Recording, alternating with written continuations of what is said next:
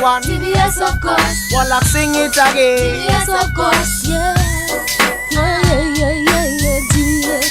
TBS of course. Yo, TBS. 88.1 straight up TBS. Yes. TBS of course.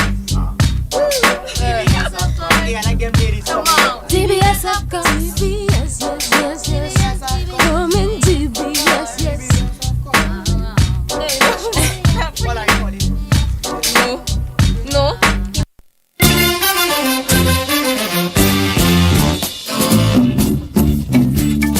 Will you be there as TBS moves on to its next 50 years of excellent broadcasting?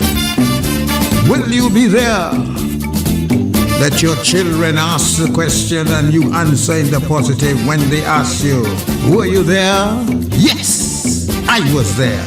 Were you there? Yes, I am here. TBS. Stay here.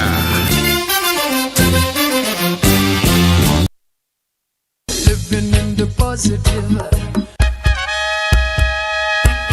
Here is an invitation to get empowered on DBS Radio every Tuesday evening from 8 to 10. It is a program designed to lift you, helping you to be better, not bitter, helping you to live in the positive, inspiring, uplifting, and impactful. Get Empowered covers topics and real-life situations that are often not discussed.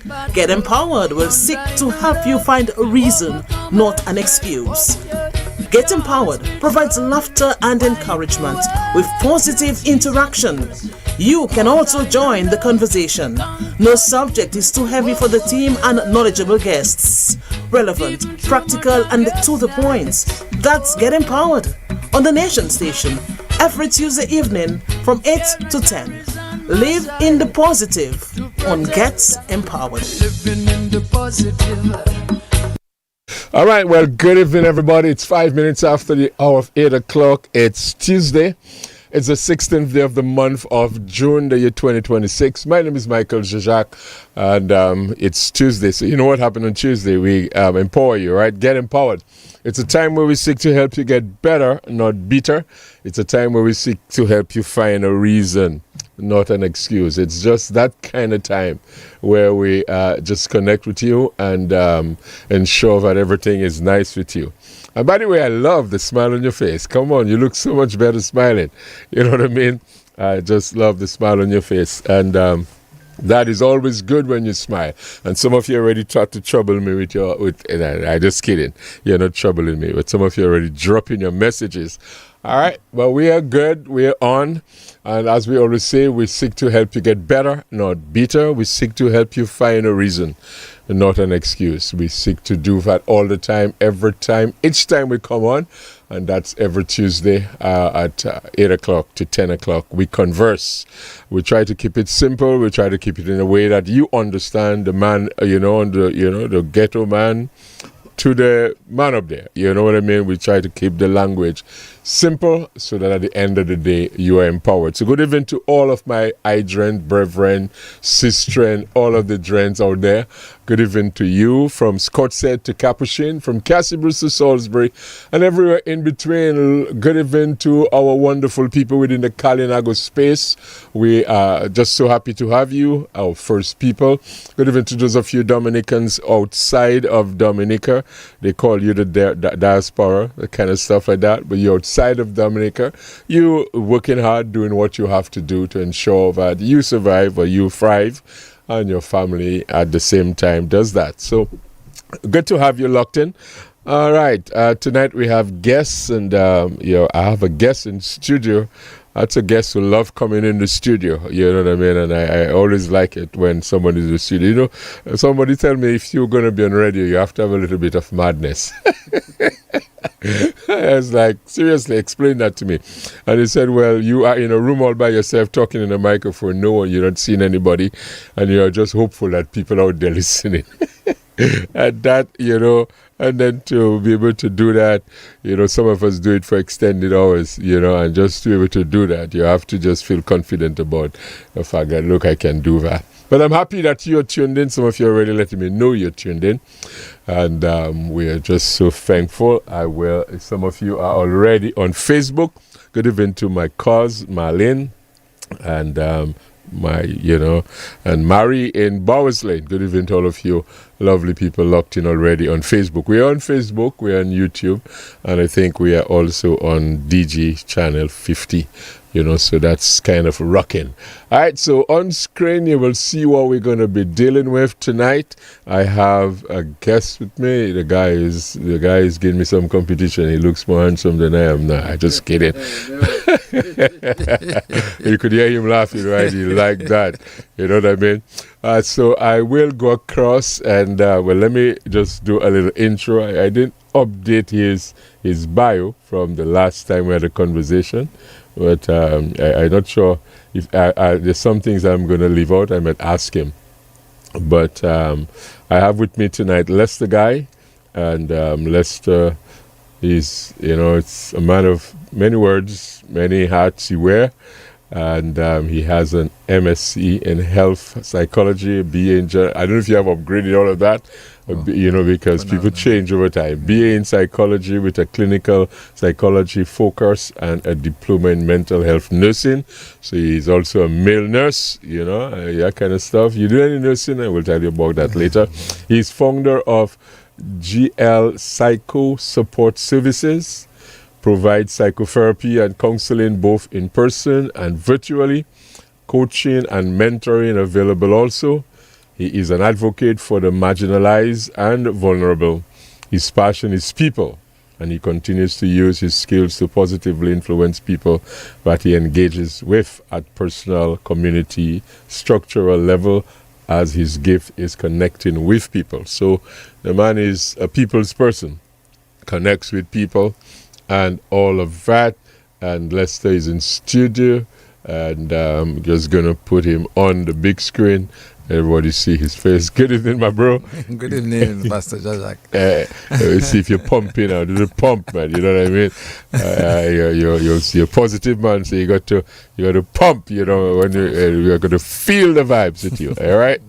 Yeah. How was your day, by the way?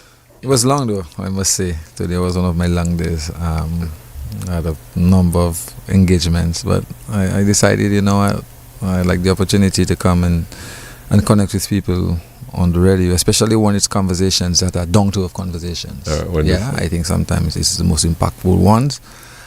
So it's always a pleasure to be sharing the studio with any of the studio hosts and sharing that opportunity with you. Thank you for having me. Yeah, it's my absolute pleasure. It's our, I think, second time, and on the program, so that's kind of cool. We did that sometime last year, I recall, and we have had some interaction other than that. So it's absolutely a pleasure to have you and stuff like that. You seen yourself on screen, right? Yeah, I am seeing myself pretty clear on screen, which is actually a distraction for me. Yeah, that's sometimes what happens. You know what I mean? And we see ourselves, and then our viewers analyze us. Okay, how come you have a hat on? How comes you have a cap on? How comes this is happening? All right. But today, let's stay with me, as you've seen in our flyer, and we're really looking at the aspect of mental health in relationships. I think that's what I told you, right? Yes. That's what I promised that we're going to be dealing. Mental health and intimate relationships. Intimate. Some of you like the word intimate. Some of you have naughty thoughts when you see the word intimate. But intimacy is very broad. All right.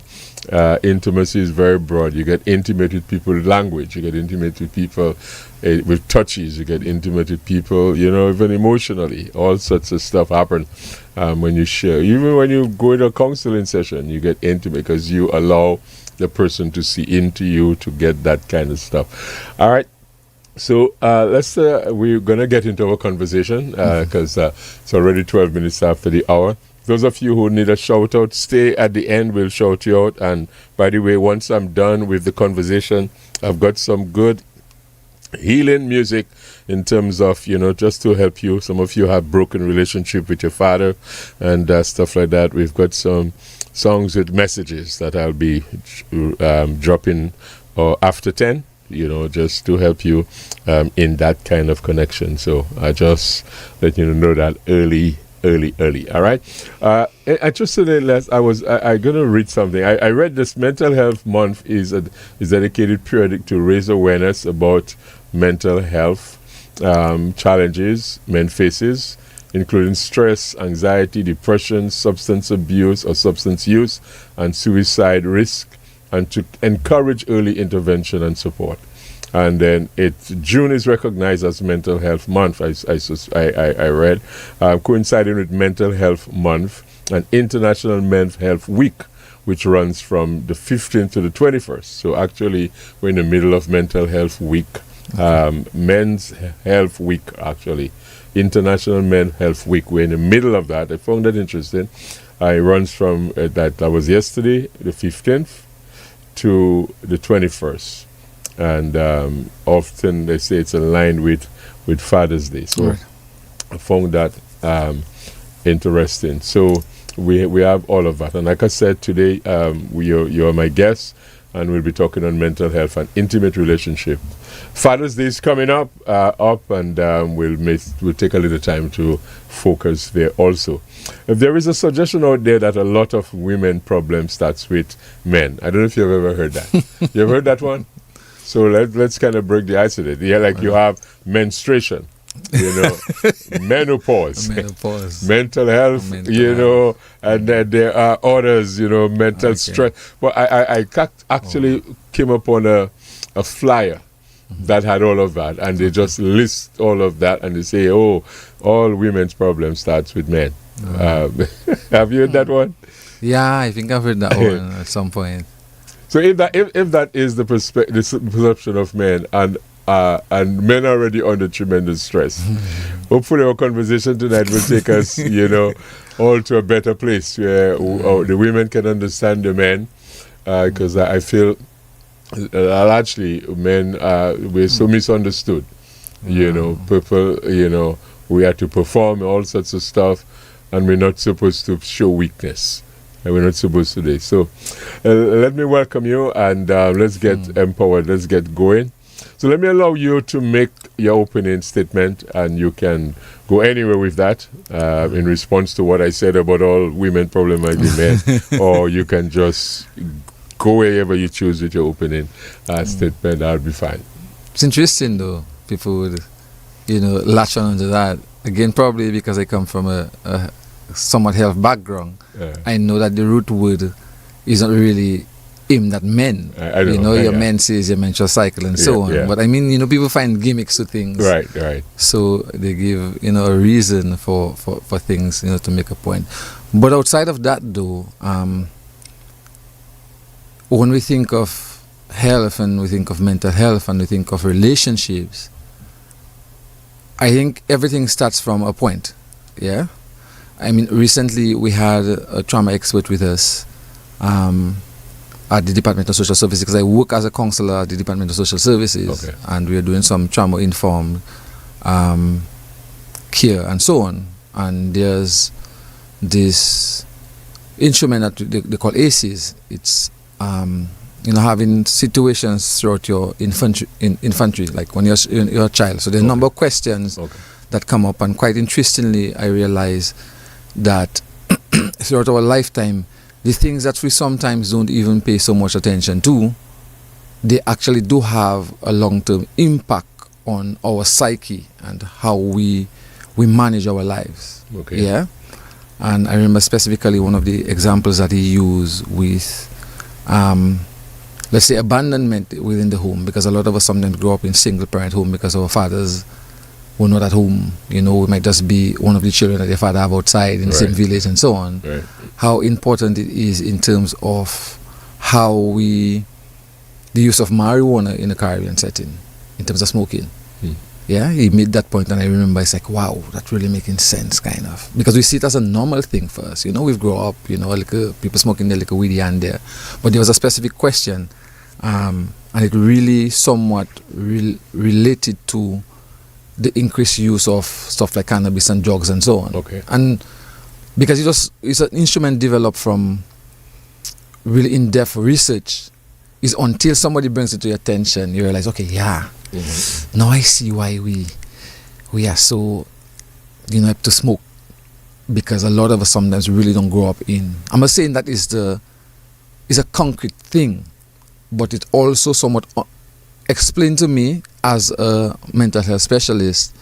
Yeah, and it seems so normal to us because we grew up around it, and something that's almost cultural to us. Yeah. But it did come from somewhere. But it's rooted somewhere. It's rooted somewhere, yeah. And I think that is really important.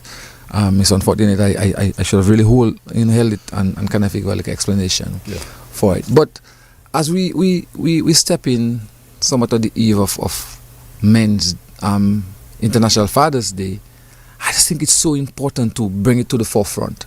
We had quite an interesting discussion this morning at my workplace with two of my colleagues, which was a nice little debate that we were having. And we were talking about individuals or families who have intimate partner violence. Or domestic violence. Right. We say domestic, but intimate partner violence. And we were having just this little, interesting educational debate on the support that women get being the victims and the lack of support that men get being the perpetrators, and so on. And I'm like, wow, you see it in your mind's eye, you see it, but you also realize that sometimes there's a support system around the woman. Okay. But what I realize also from my professional experience sometimes is not that the support is not offered to the man. It's just sometimes he doesn't take it. Because a very important point that we need to remember to the general public, especially if you find yourself in relationships like that, relinquishing power is very difficult for human beings. Okay. Let me say that again. If you're in a relationship and you have power in the relationship, you're the person who rings the bell. It's very difficult to relinquish that power if the other person gets empowered. But I mean, I'm hearing that, but don't you think that not equally, but both have a certain level of power that is just their power? I mean, right. a woman has a power, a man has his power. There is individual power in a relationship, and I always tell my clients, especially when I have couples, there is you, there is me, there's the relationship, right. And if you're a Bible-believing person, there is God. Right. So it's 4 entities in any relationship, right? So yes, as an individual, as a man, I have my power. I know what I'm capable of doing. I'm supposed to be the protector, the provider, whatever it is. As a woman, I'm supposed to be the caretaker, the whatever, the role that we've given ourselves in the relationship. But there's also the relationship dynamic. Right. And most times, that's where the power struggle is. There's a power struggle. And that's the thing. When you're in those relationships, it's very difficult for people to relinquish power. And let's just move it away from intimate relationship. Even in parents and children, siblings, friendship, sometimes there's always a power dynamic where I'll move a mountain quicker for you than you'll move for me. And because of that, it's easier for me to ask things of you. And if you don't come through, and that's why sometimes a lot of time we hear us complain about, boy, I've done so much for my sister or my brother, and the one time I asked them to do something for me, they're not doing it. Or the one time I couldn't do something for them, it's an issue. Right. You understand? It's not necessarily about just the fact that there's power, but the person feels that I can get what I want from you when I want it, and giving sometimes take a little more from them. But I was just bringing that point to kind of show how important it is that when we talk about, and I love the word empowered a lot, I love the word empowered. Yeah. And empowerment doesn't come for one person. It has to come for both people for there to be a synergy. If anybody is looking at me, it has to be a synergy. Because if a young woman comes to me or a young man comes to me in a relationship and they tell me, Mr. Guy, this is what I want. I want her to do this and I want him to do that and I want him to realize that. And I give you all the tools for that. But when you go home, the person is not receptive of it. It's a different thing. Yeah. If it's just for you, it's okay. I empower you to be a stronger man, a better father, or whatever. But if within the dynamic of a relationship, I empower you, and you're supposed to do something for your wife, and your wife is not receptive of it, then the empowerment that I've given you is null and void. Right, but let me just run after little Guti in that Yes. sense, based on what you That's say, what I and like. we'll come back. Right. All right. Don't you think it is always better for the relationship if both parties can hear the same thing together? And that's what I'm saying. Because when if you empower me and I have to go home to my wife, I'm the way I communicate what you have, be it through my actions or my words, may not. That's exactly the point, Pastor Jajak. Yeah. The empowerment have to come for both people. Right. Because you see, with communication, there's a give and a receptor. If I'm sending a message to you that you are interpreting not how I emitted it, then it's going to be different how you're going to respond to it. Yeah. And that is very important. And that's why I tell, I have a really interesting conversation with a gentleman this morning who just walked into the office. He was having a discussion with me about some stuff he has going on. I'm telling him, I know what you're saying, but I'm hearing your side of the story. Yeah. I need to find out what your partner's side of the story. Right. So I'm telling the person, bring your partner also that we can have an objective discussion. Right. And that one is one of the things that I think we need to do when it comes to fatherhood also. Right. Yes, I'm going to tell you, I don't have push and pull with my son. Okay. Because I'm still concerned about when he finishes the conflicts. He still cannot clean the counter. But I will have a discussion with you. Do you know why I am annoyed or angry? It's because I have said this a few times and you've not heard me. So now my reaction to you is this. That, you know what? It's okay. The next time you buy the conflicts. Okay. You understand? Right. So the same thing applies and that applies in relationship with our parents. I remember one of the nicest experiences that I had when I started nursing is I didn't grow up necessarily with my father. He was in the same village with me, but it's not like I was at his home. Okay. You understand? Okay. Because I was one of his earlier children. Okay. And when I became a nurse, and I did probably my first or second course in psychology, because that's one of the reasons I fell in love with psychology in any case. Okay. I realized our parents have a mindset based on the understanding of life. I have a clearer picture now, or a picture that can add to our relationship. So I found a way to cement our relationship more by having the conversation. Let me tell you this. This is how I'm saying this thing. How do we move forward? Let me give you a more practical example. When I was studying out in Mexico, because I studied in Mexico, I remember on occasion my dad would call. On occasion. His wife at the time, who is my deceased stepmother, yeah.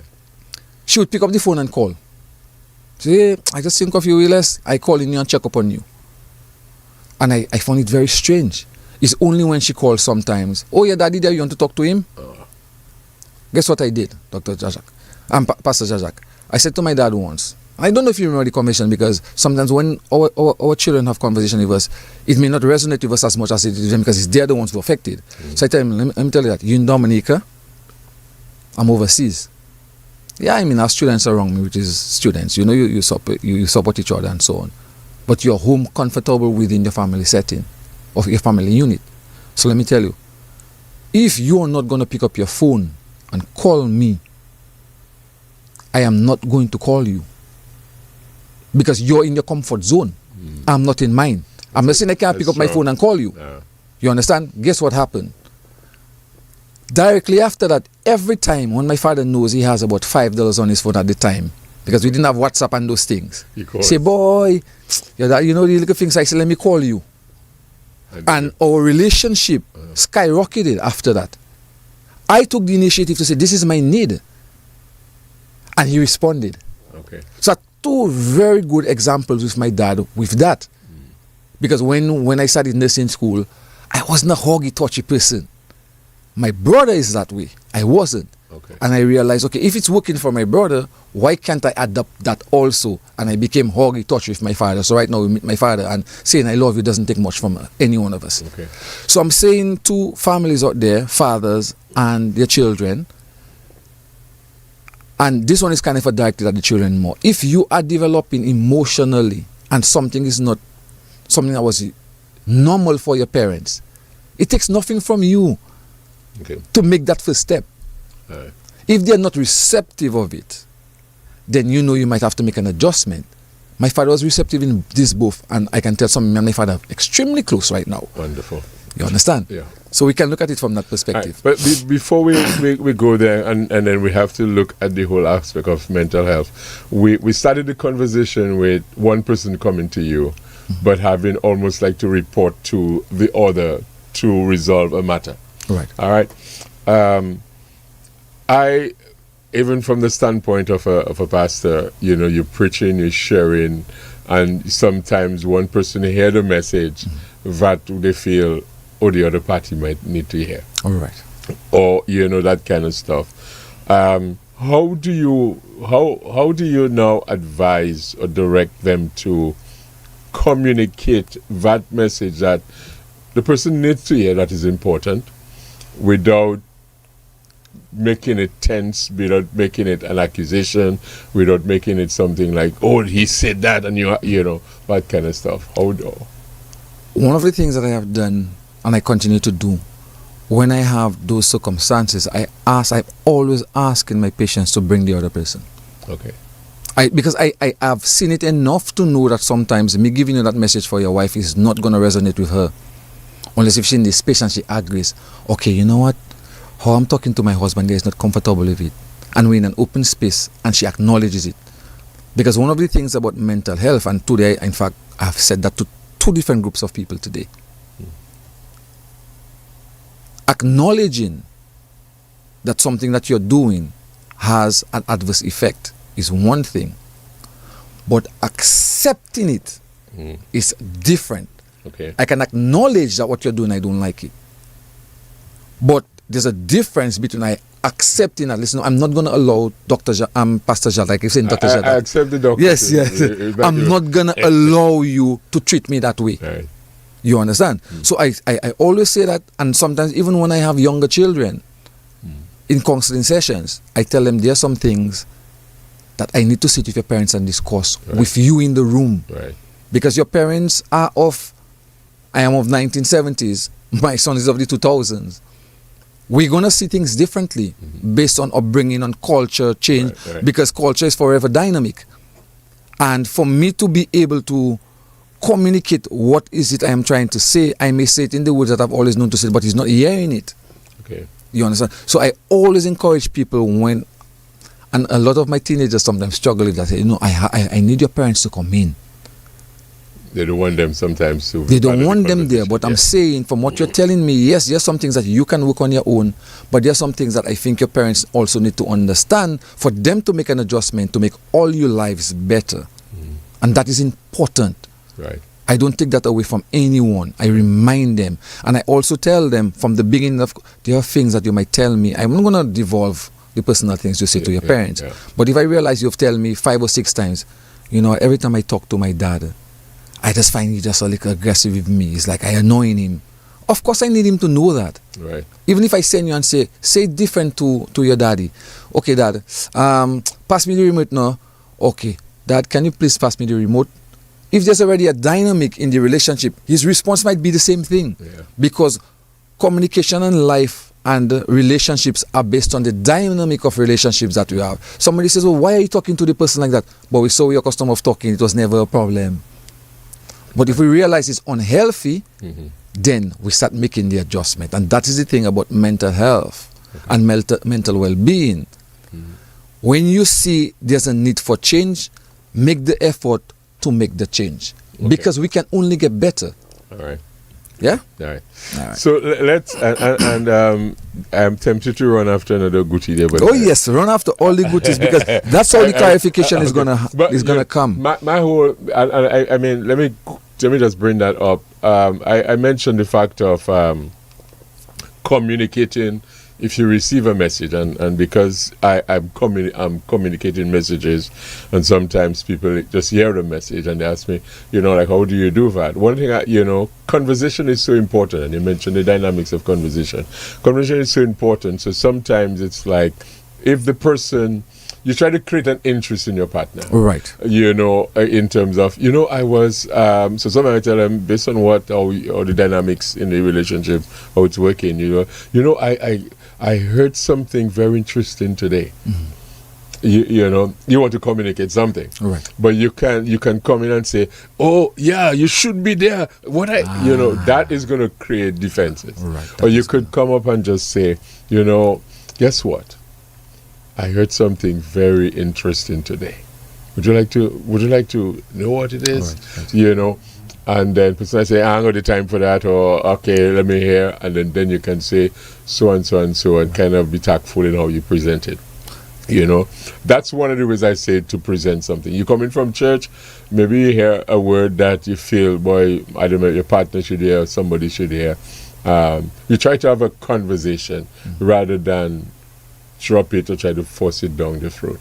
And I have found that to work well in some instances. Nice. So here's the thing. There is the talking at people and talking with people. Right. And that's the difference. Yeah. And that works brilliant. Yeah. If I'm doing a presentation, I am talking at you because I am out there. You're forced to listen to me on the pulpit or wherever I am, you know, on the podium, and I'm speaking to you. There are things that will resonate with you, and you'll accept it because I come in from a place, from a professional space. Yes? But when I'm having my one-on-one relationships with my mom, with my sisters, with my brothers, with my significant other, then we have to have a conversation. So we're talking with each other. Let me get your views. Because we have to appreciate people's upbringing are different. Yeah. People upbringing are totally different. The things that you see in families is just different. And sometimes the way I'm accustomed of functioning within my family space is different for you, and I have to make the adjustments. Yeah. And that's why it's important. Making the adjustment for the relationship Right. is extremely important. Yeah. Because sometimes people don't see that. People don't see that there is you, there is me, and there's the relationship. Right. Because out of love, when we talk about love, we do things sometimes for our partners, or we do things for our parents, we do things for our siblings. And it's not because it's a benefit to us, but it's because we love them and we're trying to please them. You understand? Yeah. So that is very important when we talk about the relationship itself. All right, wonderful. So let's deal with, let's deal with what you maybe term the key message when it comes to mental health. What is that message?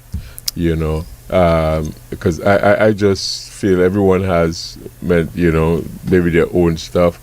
But what are for you key messages? Even maybe you could even use the opportunity to help us understand what we mean by mental health, because I've often heard people say, particularly in this time we're living in, me, I'm guarding my mental health. Right. I hear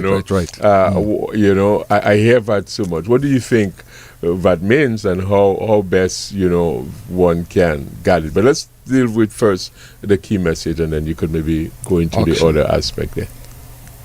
Right. So I'm gonna use two different examples for you, Okay. for you to understand. So we talk about mental health being complete, you are functioning mentally, psychologically, spiritually, and so on. So you're in good mental health. Obviously, if you have a mental illness, it's because you're not functioning at that level. Good. So, simple explanation. Mental health is about how we think, Okay. feel, how we cope with circumstances, how we relate to others, especially during difficult times. Good. I use that example, All right. clear and concise. We can go to So you say ChatGPT, it is how we think, how we feel, how cope, we cope, and how we relate to Others. others. Now, for me, I will also add how we relate in circumstances. Okay. Good. But here, my explanation that I have kind of a latch on to. When we talk about mental health, I think of my thoughts, Okay. my feelings, my emotions, my actions, and the consequences of my actions. Thoughts, feeling, emotion, action, consequences. Consequences of my action. All right. Because one leads into the other. Okay. And I use that example today at the prison with some young inmates, and they're like, okay, yeah, that's making sense to me. Because if I meet you on the street and I have a negative thought towards you, when I see you, I'm going to feel a specific way. A pastor there, boy, I hear a story about him, So I have a negative vibes towards him already. So there's a preoccupation with thought. With thought, yes? Yeah. And your thought is going to emit a feeling, or push out a feeling. Right. And in that feeling, there comes an additional emotion, a feeling of distrust, disdain, Of offense. of offense. Yeah. Now, my emotion is going to be one of disappointment, anger at you. You understand? Resentment at you. Good. Now, based on that, I'm going to have a specific action towards you, pass. I'm not even ailing mister, because that man is hypocrite. Yeah. I'm not going to tell him anything. That's my action, so I pass you straight. Right. You understand? The consequence of that is tomorrow, my sister or my brother or my mom is going to your church and I approach you. You know what? I can't get a space in the Catholic church, so can you have the funeral for me? And you want to have a specific response to me. It may be a positive one because you didn't even realize that I have that feeling towards you. Right. But if I give an action towards you, I meet you on the street and I say something really not nice to you, of course it's gonna stay with you. Maybe by the time I come to you, that's the consequences of my action. You understand? So I've given you two little examples as to how I look at mental health. But anytime any of those become so overwhelming for you that you cannot even control your emotions when I see you, I need to check myself. Okay. Because it shouldn't be that because of one story I hear about Pastor Jajak, all of a sudden my whole world is turned upside down and I don't want to see the life of him. So you're saying the processing of what happened or what you heard is one thing, but then the action is another. It's another thing. And our actions are what the world is going to see. Okay. You meet Pastor Jajak on Government Road and you tell him an off like that. People not going to know what I was thinking and feeling at the moment, Right. but they're going to remember my action. Right. If I do that to 3 different people because they Mr. have a problem, man. Right. You understand? Yeah. Because right now, based on my thought, my feeling, and the emotion that I'm carrying with me towards specific things, I'm going to act a specific way. Right. And you can hold me accountable now for my actions. Say, boy, Mr. Guy get aggressive, eh? He maybe should see someone, man. You understand? Yeah. So this is what I was trying to explain to a group of people today about your mental health. Okay. You understand? So we're working with stuff that can trigger something. That can trigger something. You know, one person said, and maybe that's running after another good idea. One person said, "It in a Plymouth food or Adida." That's funny. But yes, that's the thing. I'm not saying this is saying that the person has a mental health issue, Right. but it means that they're not at a good level of their mental health. Right. Once something is making you react in a negative way, that's taking away from the joy of life for you, Right. is something that you need to look at. Right.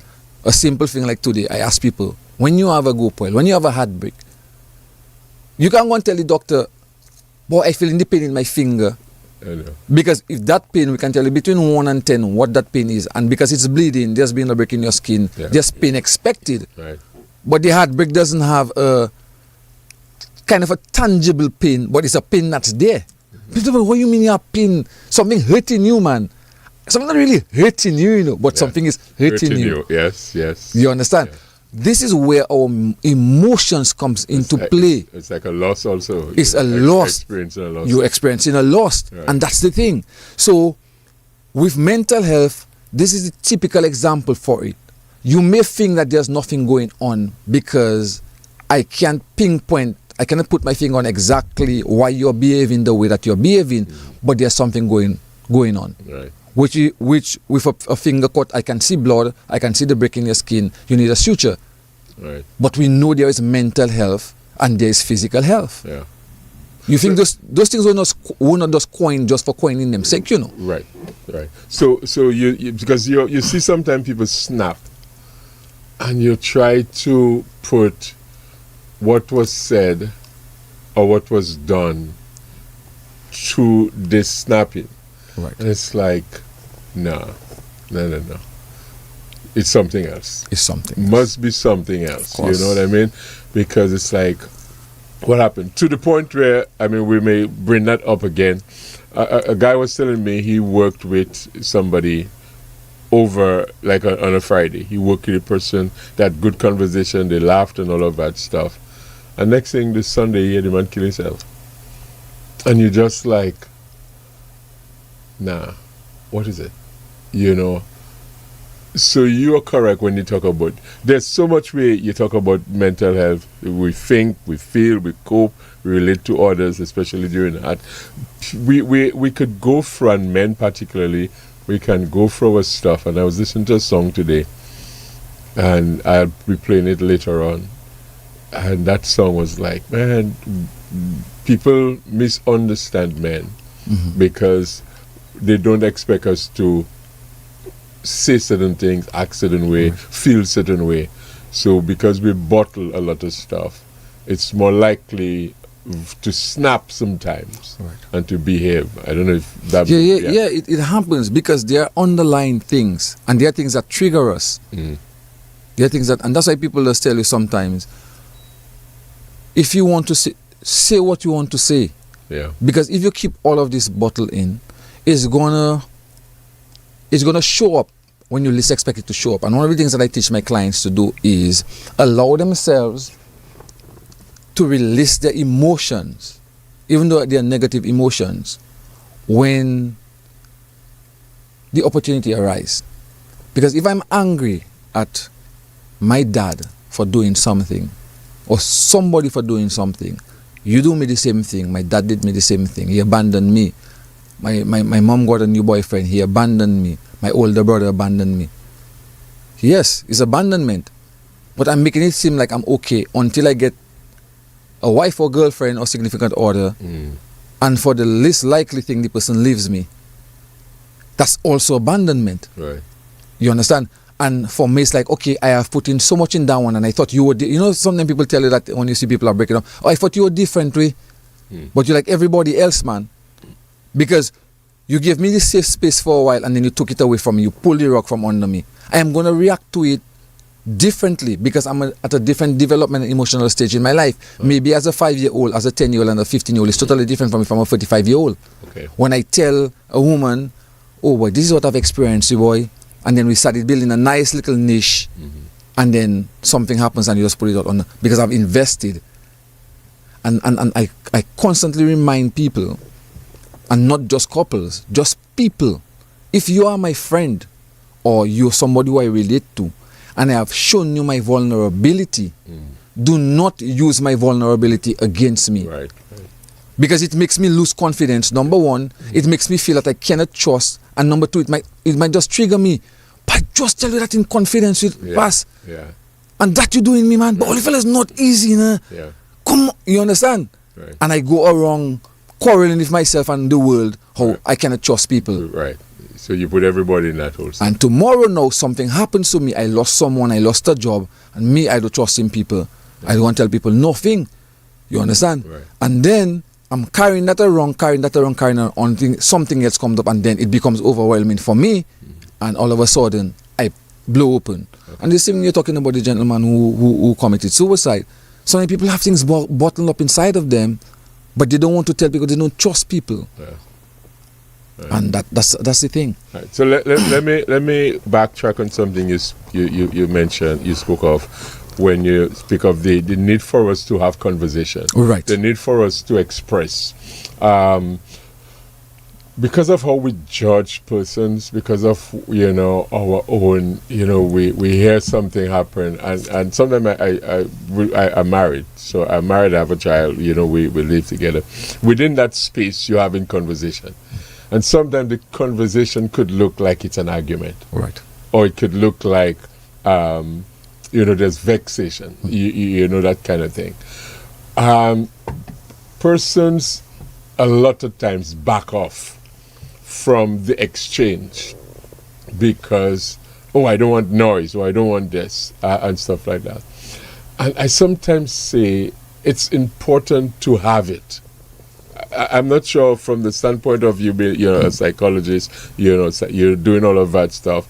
Is it a fair thing now to say sometimes, let it wrap, let a little bit of the exchange happen without obviously disrespectful language, insultive terms and insulting a person, but allow the exchange, no matter how strong it is, to happen.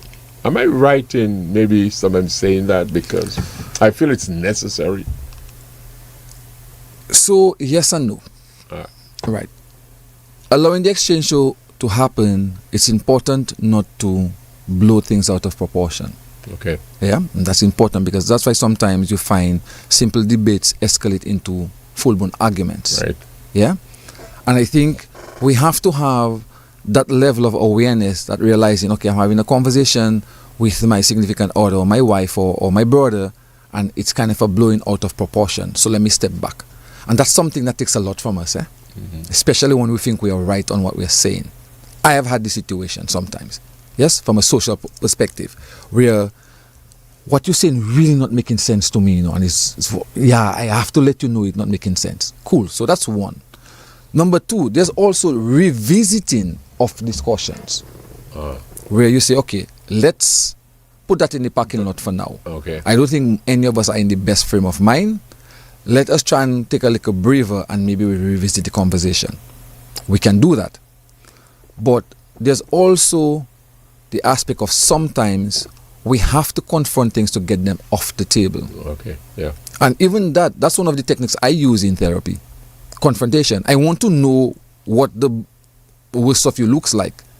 Because out there, you're going to show it, and that's where you can't control your emotion. Right. So I confront you on something, and then I show you, this is how you need to... I let you do your thing. Yeah. I remind you, remember, this is your space. It's not to judge you. It's not to get you angry. But even though you get angry, it's okay. Because it's okay for you to get angry in the space. Right. And then I can tell you, do you think you responded the best way if that was the circumstance? Right. No, I am teaching you that within a space, because you respect me. Right. If you can control your emotions, and that's why emotional regulation is very important, and that's why I always talk about being emotionally regulated, and emotional intelligence comes into play. I push you a little, and when I do psychoanalysis, that's one of the three things that comes: clarification, confrontation, and doing an intervention. Okay. Because sometimes people don't want to repeat that clarification, confrontation, and doing an intervention. That is the one of the core things you do in something like psychoanalysis. Because I want to know what is it that's causing you to act up so much or to get angry when you hear about a woman being raped. Right. It may be something that you've repressed. And the moment I mention it, it brings something to the forefront of your mind and you're reacting to it. But remember, this is supposed to be a safe space for you. You understand? Right. So I do a bit of confrontation to let you know within a safe space, I can confront you and see how you act. I say, no, you know what? You see how your reaction was? I wanted to see that, to see how. So what happens when you're out there on your own and not in a safe space? All right. So you learn to regulate yourself. Wonderful. It's 10 minutes before the hour of 9 o'clock, and you're tuned in to Get Empowered. And tonight, my guest is Lester Guy, and we are just conversing around the fact of mental health and intimate relationship. So happy that you're tuned in. You can always give us a call if you have a question. The number is 1-800-327, 1-800-327. Or 448-3281, 448-3281, or 448-3279. You could give us a call at these numbers. If you're out of Dominica, it's 305-432-9744. All right, that's the number you could call. And we would be happy to just be part of it. And if you look on screen, you could see that number, or you could always send me a message via WhatsApp at 276-5656. You could drop your comments in the comment section on the Facebook page, and if you have a question, you could also drop that there too. We'll be happy to entertain that. All right. So again, my guest is Lester Guy. Lester is a health psychologist. He's into counseling and therapy and all of this, and he's my guest for the night, and we are just having a conversation, and you are free to join the conversation. All right, so let me. I'm not sure if we get to that point though when we talk about a common thing, and I mentioned it, but Not sure if you answered. The common thing of person saying, me, I'm guarding my mental health. You know, I'm not sure if I heard it as much before. Is it awareness? What is the reason for persons now becoming so conscious of it and even making that kind of a statement, breaking friendships, relationship, maybe avoiding negativism, you know, because they are guarding their mental health?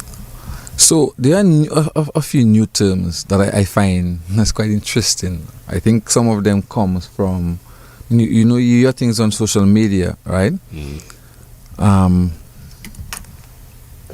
I find some of them can be, some of them are useful based on the context that you're using them in. And it brings back the same discussion we're having about you having a little debate with your wife, and she says she just don't want to talk about it, so let's just throw it under the carpet. Imagine there's 10 discussions you're supposed to have with your wife, and all of them are under the carpet. You'll follow you under the table. You understand? Yeah, no, her statement might be, yes, I'm guarding my mental health so I don't want to get in a discussion with you. But it means that we are leaving things unresolved. Right. Okay, so and cool. We're actually hurting our and we are hurting not just us, we're hurting the relationship, because something simple comes up and it shows up again. And like, but you see what same thing I say, and the other day we should have talked about that, you know, and we haven't spoken about it. Oh, I don't want to talk about that because it's more argument. But it's there. Let me disclaimer out there. Once you get to that state of the relationship, I think you should also try to get a professional person or some faith-based leader, whoever, that helps you to resolve it. Because once it's not resolved, past it's going to stay there. Right. It's going to be there. And for the simplest of things, it will show up. Right. Good. That's number one. So we have guarding my mental. But guarding my mental health can also be a healthy statement to protect your well-being. Where the thing that somebody is bringing to the table is something that's bringing your level of stress. So you need to step away from it, because you might find yourself reacting to it, or it might be a trigger to you, and you don't want that. Good. There's another one that we talk about, which almost walks hand in hand with this one. I'm in my emotions, or I'm in my feelings. I'm in it. I'm in it. So I don't have time for that. Yes, all of us are emotional beings. Safe space. Okay, yeah. You understand? All of us are emotional, but you cannot be in your feelings and in your emotions and say something derogative to me and assume that I'm supposed to be receptive of it. Or you make me feel uncomfortable, or you make me feel vulnerable, right, and I'm supposed to be receptive. All of us automatically, auto-preservation is going to come into play. Auto-protection is going to come into play. So when you tell me you in your feelings and you've told me what you want to tell me and you don't want me to respond to it, of course I'm going to feel uncomfortable. Good. So there are circumstances where you can safely say to somebody, I really cannot have that discussion right now because I'm guarding my mental health or my mental well-being, and that is just not healthy for me. Okay. So somebody comes with you with a gossip story or some negative vibes, and you know you guarding yourself. Right. But there are sometimes people use it as a gimmick of not confronting what is in front of them. All right, yeah. Very. And that can be dangerous. Yeah, I agree. And I'll always say that once you're in a situation, in any relationship, father, son, brother, sister, mother, lovers, whatever, and there is something that is not being resolved and we put it under the carpet, it's going to pop up again. It's inevitable. It's going to pop up again. Yeah, and mentioning that, because we're talking about mental health and emotion, we're talking about the mental health in intimate relationship. And sometimes you deal with persons who have very strong in-law issue or parents involvement. And I remember early in my marriage, my mom was alive still. I remember she calling me up, and just because we were tight, my mom and I were just tight. I was like mama's boy, that kind of thing. And I used to check her.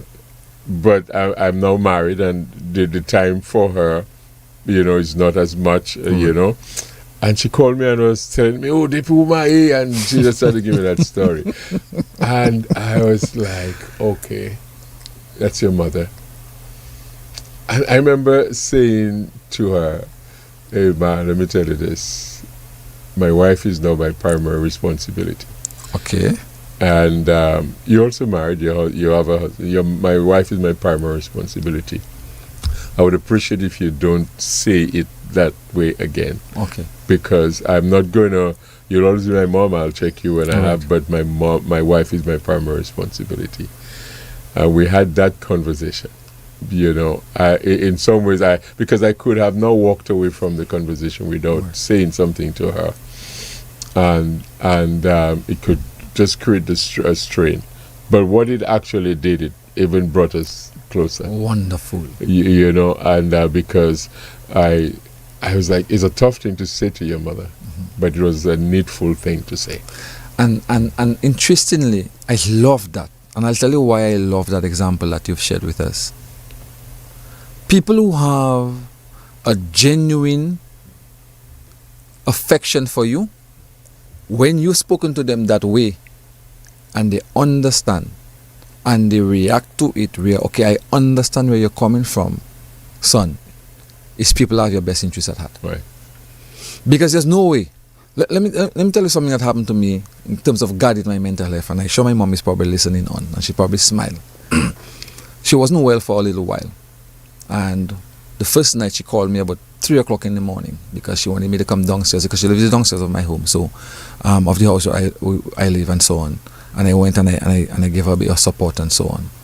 And then she was placed on sick leave for a little while. She was supposed to have been taking some medication and so on. And then she had not finished the medication completely. But my mom is one of the older ladies that always want to be doing something. Yeah. But I think she had probably had a 5 course for something, and she had already taken 3 courses, yeah? And one Saturday morning I woke up and I'm hearing stuff happening in the yard, and I went outside and my mom is there. Right? And I'm like, good morning. Morning. All right, so your son loves you. Absolutely loves you. He'll move a mountain for you. He'll do what he has to do for you through the ends of the earth. Yeah? More or less something like that. But let me give you a gentle reminder. I know that I have explained, and I explained to her all along that you're older, your body's not going to recuperate as quick as it normally used to, and so on. You have to give yourself a little bit of rest. Although her concern comes from a good place. Well, if I'm not well, I cannot cook for you guys and whatever. That's understandable. I tell her, listen, I'm a grown man. If you do cook big macaroni and cheese, I can cook rice and sardine. Is all right? I like my rice already. I say, part of it, people smiling because I like rice, right? Yeah. So I said to her, yeah, I love you. If something happens to you, I can carry you on my back from here to the hospital. But if that same pain comes up, do not call me at 2 o'clock in the morning. Because... You understand? Yeah. No, I'm not saying it because I'm not saying that I wouldn't move a mountain for you. But for that specific thing, when I have walked you through why you need to rest yourself, right, why you need to take care of yourself, why you need to recuperate so that you can come back to your old self, and you're not hearing me, I have done due diligence. If it's a toothache you have, I can carry you from... If it's something new. That no problem. Right. Not with something that I have had the discussion with you about why you need to relax yourself. And that's where accountability comes into play when it comes to our mental health. I'm letting you know that I'm not taking account for this thing when it happens again, because I've given you the information as a healthcare provider and as a loving son that you need to take care of yourself. So I'm comparing it to what happened with you and your mom, because your mom understood that, yes, your life has changed. Yes, I'm still your son. Yes, you'll call me at any time and you will get me once it's a need. But I have to spend time with my wife. Yeah. Because if I don't spend it with her, who should spend it with somebody else? So I might as well let you know, yes, I'm still your son, but I have to set boundaries. Right. And for me, it was about setting boundaries. You understand? Yeah, so that's important. I brought it up because, just the fact that we're dealing with mental health and an intimate relationship, we still have these existing things in homes where mama's boy mama still feels she have to put her hand in the cookie jar. That is it. So I tell him how to behave towards his wife, and some of them still have to get lunch and breakfast and thing because the table is set and their plate is on it, and the wife is there suffering and stuff like that, and it's impacting that wife's mental health, and then that kind of great. Now let me give you the flip side to that story. So my mom loved her flowers. And it's the same flower garden she was in, eh? Okay. So there's a little patch just above the house where I park my car where she likes to plant flowers. But I'm saying every time, more you plant flowers, when it's time to brush cut, is more you have to navigate through the flowers. So it takes a little more time, and you don't want to destroy your plant, because when you destroy your plant, you're the last of it. Yeah. So I called my sister, I said, but your mother had it. More I tell you, lady, don't plant flowers there. Just, she have some nice ones You there. They didn't can say just mama, you stay. said your mother. Yes. You saw me and my sisters relate, because it's like a family dynamic. It is sometimes. You understand? So I'm saying, if she plants it at the edge, it's easier to just, it looks pretty, but it's easier to brush cut in between, right? But guess what happened to me? When I spoke to my sister, and I'm like, boy, your mother not easier. My tell Lily, she thought by how much plants she can put in that little patch of finger. But then it flipped on me. I say, look at that now. My mom is not sick. I don't have to bring her to the hospital every month. She doesn't have high blood pressure. If the flower garden is what brings joy to her mental health, you know what? The extra $20 if I have to pay somebody for spending 45 minutes instead of 30 minutes in the yard, it's okay. So you see the two sides of it. Pass. That's the thing. Right. Because for me, if my mom is comfortable and happy and her mental health is at a good, chances are she will not be suffering with one of the non-communicable diseases, because she's always in action and she's doing things. So there's always two sides, but I explain it to her. Right. So you're saying further that this type of dynamics can actually, if they're not dealt with properly, can impact physical health. That is it. And then so one has to weigh, am I now going to compromise? Am I now going to maybe have a certain level of tolerance, so as to safeguard her physical health, rather than stress her over the plant? That's it. That kind of stuff. That's it. Yeah. So you have to somewhat learn to pick and choose which ones. The one when it comes to her physical health, I'll be a little more adamant, because at the end of the day, if she's hospitalized, it's me that's there. My sister is overseas. My stepfather doesn't drive or anything. So it means that I'm the one who has to wake up every morning and go to the hospital. And then I have to go to work. And then I have to do my clients in the afternoon. And I have to come on the radio faster. And then I have to think, boy, I need to go home to get a rest. I have to be on it again. Right. So I don't want her physically to be ill. But if her mental health is not at a good place and she's downstairs of the house, living downstairs, and we always at loggerhead, just imagine what it is having a neighbor that's difficult. You can never really be at peace. Right. It's one thing or the other. A leaf fall in the yard is a story. Yeah. Whole night the neighbor sending fear for you. The dog barking too much. Of course it's going to have an impact on you. And the type of work that I do with listening to people with so many different things going on with them, you really think I want to go home in the evening and have that argument with somebody over something? So it's important to note past that everything has a replaying effect. And that's why I said, outside of the original definition of what mental health looks like, I like the idea of the thought, feeling, emotions, action, and consequences. Yes. Because it reminds me that if my action is allow the lady to do her stuff in the garden, I rather that than I have to bring her to the hospital every other week or every 2 weeks. Yeah. You understand? But then when we go back to the example I use, where the wife feel, based on what the scriptures say, a man should leave his father and mother, and cling to his wife, and they two become one flesh. But you just feel you have to pass by mama every time to get lunch or whatever dinner, and then I am a woman, I prepare something, and you come home and your tummy full already. Okay. You understand, and that is creating stress. Or you're there with me, and then once she call, you have to pick up and run. You can't say I can't come. That's kind of the stress on a woman, or maybe vice versa on a man in that relationship. Of course, you have to set boundaries.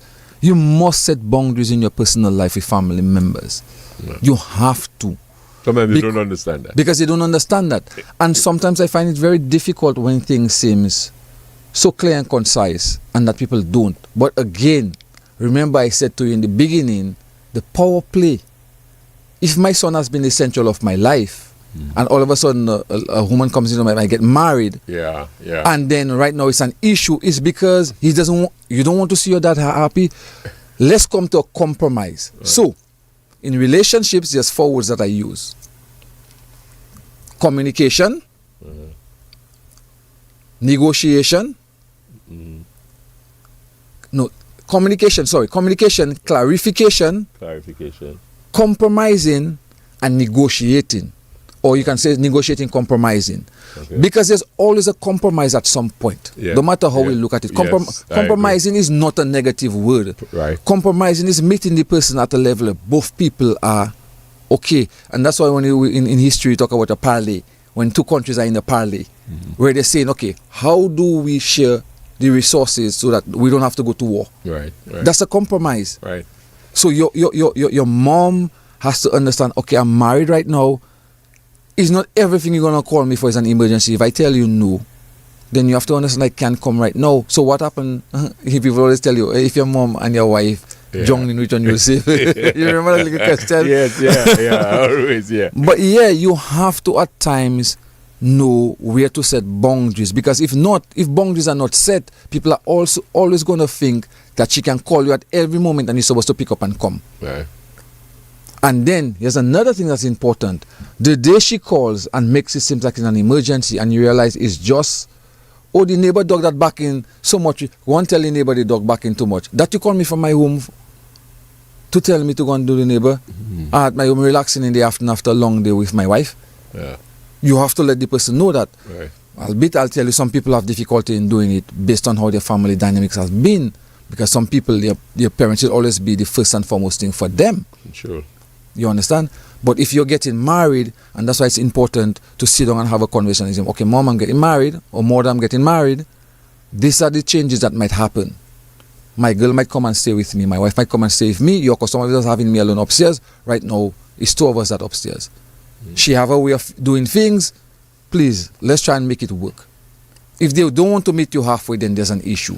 And then it's going to start affecting your mental health. Yeah. And then the whole idea of boundaries. Let me drop another one in same in the context of relationship, but that this time more towards father and son. There's a verse in the Bible that says, "Father, provoke not your children to anger, lest they become discouraged."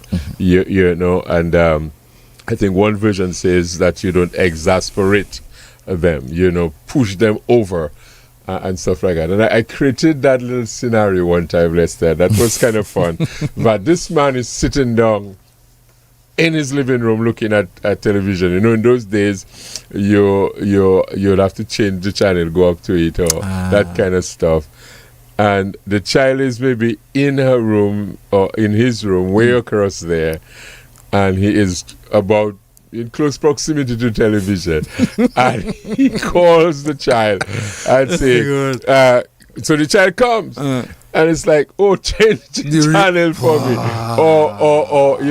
or do this for me, and the child's like, the thing just there with daddy, and he might say, just, child, let me tell you something. And let me tell you, Pastor, I have heard so many examples of that with parents and their teenagers.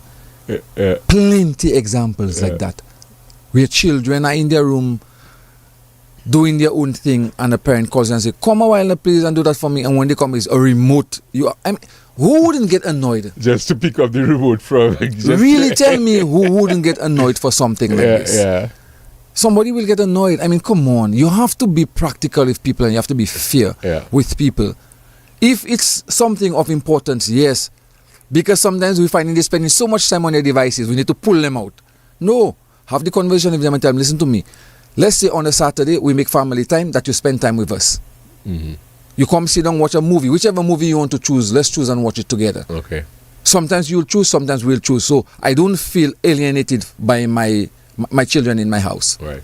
So with my son, because he sits on the table, when I come in the evening, it's television I use for relax. Okay. He has his computer, he have my tablet, he have his phone. So he has 3 devices. So for me, it's more when I put down my phone, I'm in front of the television. But he'll tell me, Daddy boy, I watch that way, you should watch it. Or sometimes when I'm watching football or whatever it is, he tell me, Daddy, who playing Yeah. And I'll tell him, okay, who playing, and I'll explain little things about him because he's not so much a sportish person in that sense. You understand? Yeah. So we make time within the own space. When we're making breakfast, sometimes I'll come, I'll hug him, I'll tell him, okay, what you making today? Or I'm making, you understand? So you give them that opportunity. Right. You have to give your children that opportunity all the time Right. to connect with you. Because half of the time, here's a little situation that I had recently with some clients. I think they were staying with someone, and before they actually staying with the person, they used to spend a lot of time in the kitchen doing like a cooking and like a thing. When they came to stay with the person based on some family issue and so on, the lady found that they were not spending as much time with her. Because right now, that is my living space. So when teenagers come from school, what they do, they go in their room and do their homework and go on their devices. Yeah. And it became an issue. And I had to say to the young girls, no, you guys have to pick the times to decide, okay, on a Saturday she's cooking, let me go or making breakfast, let me go and chop the tomatoes or whatever, and spend some time so she don't feel that you're just in your room doing your own thing. And that can make major changes, you know. You understand? So we have to look at it from that perspective. Because if not, a lot of little things will come up that will really be annoying us, and it becomes a push and pull within families. Yeah. All right. So let me let's just kind of move on, and we have some listeners, and they're just expressing interest in the program. Marlene is saying good night to you, Marlene Jacques on Facebook. Oh, yeah. Sally Joseph is saying very interesting, and I think Matilda Jolly is saying very informative. So we have some listeners who are tuned in and who are expressing their own views. The bulk of the guest listeners are just there.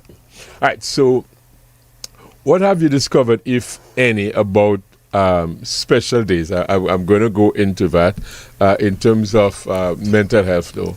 What have you discovered, if any, about special days and events on people's mental health? Some of these days, for example, are about validation, all right, which places pressure on both parties. A father is not appreciated because he wasn't there in the child's life, and on other hand, the father may have been dealing with his own fears, but fathers, they pull it up, and then it's like that man, blah blah blah blah. So you have these types. I'm just looking at these events. Do you think in some ways they put pressure on some persons that impact on their mental health? So man is wondering whether he'll get a gift. He desires a gift. He desires some, affirmation. He desires maybe, some appreciation, or the mother for Mother's Day, or somebody on the birthday or the special occasion, and it's not happening. Just look at the days. Do they put extra pressure, and how should we really be handling all of that? Because your Father's Day coming up is one of them. Yeah, in a heartbeat, yes. Because you see, when we spoke earlier and we talk about consequences, when we talk about actions, people see. And you will learn that, and I don't remember where I read that a couple of years ago, where during this Christmas, Valentine's, those type of thing, you find there's an increase sometimes in suicide. Oh, wow. Because Christmas is supposed to be family time. Right. Imagine you by yourself. Nobody to give you a gift, nobody to give you a this, nobody to give you a that. Of course you're going to feel a level of anxiety during those times. If you've seen families passing and laughing and joking on the park, and everybody have a family gathering and everybody's invited and so on, and you don't have that, of course it's going to put an additional pressure on you. Yeah, so I'm not going to take that away. Again, those things have to be established early in relationships also. So, for example, I'm not so much of a birthday person. Okay. But it's funny enough, there are some people that you expect at least to tell you happy birthday. Because it's been a norm for them. Right. You understand? I'm not so much of a commercial holiday person. I will be honest with you. But I also know if a client comes to me and tell me, boy, during Christmas season, seasonal depression comes up. All right. I have to be aware of that. Right. How do we now counter that you don't get depressed during that time of the year? You are here studying, let's say you're a student studying here medicine or whatever it is, and you have seasonal depression and you have no family right now and there's nothing planned, let's say from the church, to keep you occupied. Of course you're going to feel something. So even as fathers, sometimes we in a setting and we say, we're at the church and say, we'd really like to tell Pastor Jadak Happy Father's Day and so on and so forth, because he's been such a good father with his children, and he's been a father of the church, and John is sitting in the corner there.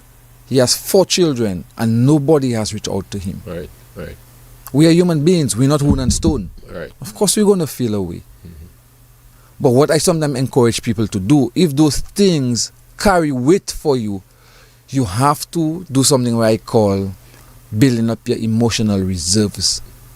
How do I avoid being in a space or in a situation that when I hear all the Father's Day song playing on radio and all this thing going out in the church, that I am not in a situation where it becomes so overwhelming for me, I feel depressed or melancholy or sad. I have to start thinking ahead of the game. Okay, so how do you, what are the recommendations then in building that emotional reserve? Right. Finding the support system. I can go to my pastor and say, Pastor boy, for the past couple of years, none of my children reach out to me now. I know the church have something coming up, or does the church have something coming up? It would be nice for us to do something together for a change. So I don't feel that level of emptiness. Okay. You have to... But there's a vulnerability, though, in admitting, and that just sometimes the protective side of us, I don't want people to know. So, again, the mental health, you're struggling. Excellent. Yeah, that kind of thing. Excellent. So, let me tell you one of the things that have been my selling points right now. One of the selling points that I'm giving to a lot of people right now. And let me tell you, in all sessions I am in, I tell people that 2 things. When we talk about building our emotional reserve, we talk about being proactive instead of reactive. Okay. Rather, I make myself vulnerable to pastor, which is supposed to be someone who I can speak with, or Mr. Guy, or come to social services, or my faith-based leader, or somebody I'm comfortable with, and tell them, normally, but when my birthday comes around and when my children were wrong, it was so nice. He used to make a little thing for me, but all my children have gone story. Yes, they'll call me, but it's not as satisfying. Let me be proactive by saying, bro, I save a little money here. Let's do something together now, so I can have that company. Number 1. Number 2, and I want our listeners to please pay attention to this very closely. When you are not proactive, what is the alternative? So if I don't come to Pastor Jajak and tell him, last year, Father's Day, I was really feeling down with because, all my children angry with me for whatever reason. I left their mom and went to this lady, and from since that time, they have been estranged from me. If I know I'm going to feel that, I need to be proactive. But what is the alternative? Am I willing to risk the sadness, feeling overwhelmed, feeling depressed, in comparison to just making myself a little vulnerable and going to tell Pastor that, Pastor, boy, that is what I'm experiencing. So what is the alternative? Because most times, if we don't do the right by ourselves, the alternative is the negative thing. Right. I don't know if you understand what I'm saying. Yeah. What is the alternative of if your children are misbehaving and you don't seek psychological help for them? That by the time they're 21, 22, and 23, they're in the jail, they get killed, they get shot. Yeah. That's the alternative. Cause the shame, pain. You understand? Or the pain. You understand what I'm saying? Yeah. So avoid having to do the alternative, do the proactiveness, if that is even a word. The proactive thing. Yeah, right. Because the alternative is always going to cost you more. If you didn't set boundaries down with your son as to, I don't want you smoking marijuana or using cocaine, I really wish you wouldn't do it, and so on and so forth. The next thing that happens is prison, on the road, getting killed. So avoid the alternative. Do you think, though, in light of that, when you talk about being proactive and avoiding, do you think that parents are sufficiently, or maybe fathers, let's look at that thing, sufficiently informed, trained, exposed to stuff that help them? Do you think it's just a lack of thing? I'm saying that from the standpoint of where I'm at as a pastor, where I'm at, sometimes looking at people. I tell persons there is what we call the adorable age, the adorable time of a child, we adore them. They do fun things. They make us laugh. They make us do some stuff. And then as they age, you know, and become maybe more challenging with their questions. Right. They ask us questions, or you know, for example, my daughter, when we used to hang out, we go to the games. She would sit by me, but you know, as she gets to a certain age, I go to the games, and then she'd disappear with her friends. You know, I'm there, and then afterwards she come check me, you know, but she might just disappear with her friends, and all right. But we get to the game together, or I go to a social, because she's my tag along. Okay, she's a tag along. Okay. She's my tag along. So we even have a date on Saturday. You know, so it's like tag along. She comes along with me, but sometimes she comes and she just within the space find her own space, and that's okay. And I'm just left there. You understand? But I understand her development, I understand her growth, I understand that. So that's what I'm saying. Do you feel sometimes, you know, that understanding is lacking? So the ability now to relate on the different level is not this. You can't have that kind of connection. Yeah, it's something that we've been trying to address a lot. Again, as I said, sometimes you try and make these spaces for people to get those type of guidance, and people, we always say the people who should be hearing it, not hearing. You never see, you know, the people who should be hearing it are not hearing it, because they're not making themselves available. And there's this little cultural thing that I've recognized here in Dominica, you know, through dealing with young people and the work that I do. So we have our boys who, between the age of 5 and 11, before they sit common entrance or grade 6 assessment exam, they're mama's boys. Nice little boys, always there, hugging mommy, hugging auntie, hugging granny, nice boys. Because they are used to that family setting, and most of them sometimes are within the villages. So we know everybody corrects you and so on. When they get to high school age, right now they enter in a different space. They've left inferiority and industry, and right now they're into identity. And they're realizing that the thing my mom wouldn't allow me to do at home, look, I seen boys in first form doing it, speaking to girls a certain way, speaking to the teacher a specific way. And they start adapting that because they spend so much time at school with their peers and they get influenced by their peers. So between that 11 to 17, you see them making some really funny changes, and parents are like, but he wasn't like that. The child was so nice and quiet. Then we still have to think of things like bullying that happens and how to react to it and all of that. But let's just stick to that point of where you're seeing the influence of other boys who have grown up in different family setting. And those young boys are changing. They're talking back to their mom. They're giving you a little bit of back chat. They're more resistant. Why I can't go out, but if Jack and Jill is doing it, why can't I go to that? You have to know everybody on my phone then. And then parents you find that battle starts. And it's two things you can hope for, is that you have laid down the ground, very good, and hope that your children stay on track, or they get influenced, and by the time they're 16 and 17 and they're finding themselves, you find right now they're a little more aggressive. Even with girls, they're talking, and because that little girl like me, and I see one of my partners talking to her a way, I should be talking to her that way too. And talking about, oh, my son was so nice when he was, you understand? Right. And then that happens, and they become young adults, and if somebody don't call them out on, yo, you need to speak to women better than that, or you need to treat women better than that, or you need to treat your peers better than that, they continue believing that is the right thing to do. And by the time they're 40 and 45, you can't straighten them again, because they realize, oh, well, his mom's like me, man. So, and because she like me, and 4 others like me, I can treat her a specific way. And my son was never like that. He grew up in a nice home. He was so nice, so loving. And when your mother come and hug you at 12 and 13 and 14, mom, not there. Yes, it's development. But I always say, you have to just, boy, let me say that, pray to God that your children stay on the straight and narrow, because the influences are so much out there. You know?